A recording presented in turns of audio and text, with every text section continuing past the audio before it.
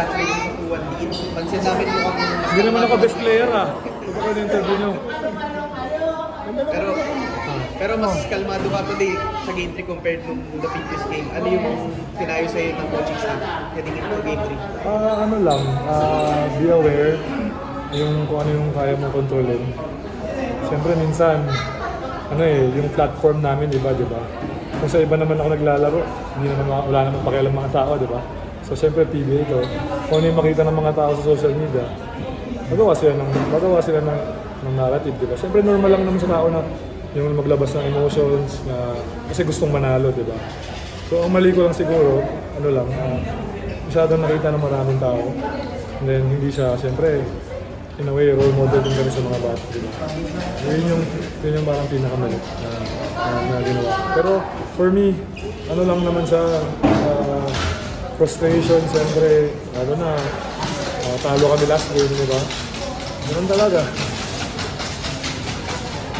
After yung game na yun, parang naka-refocus ka sa game, yeah, naman, nag-refocus naman ako. And then, na-realize ko naman kung ano yung mali talaga. So, nag-adjust ako.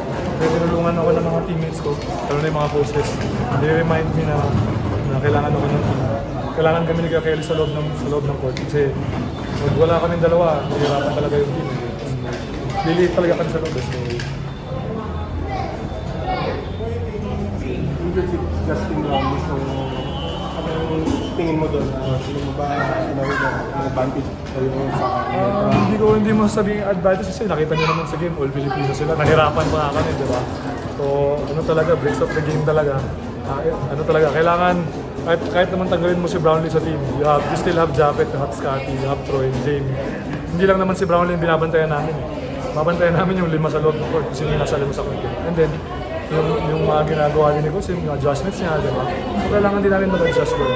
Kasi siyempre kasi player, nag-practice yung professional yung kakaban din namin, di ba? So hindi siya in a way advantage kasi alam namin malakas yung team. Alam din namin na hindi naman madali yung series.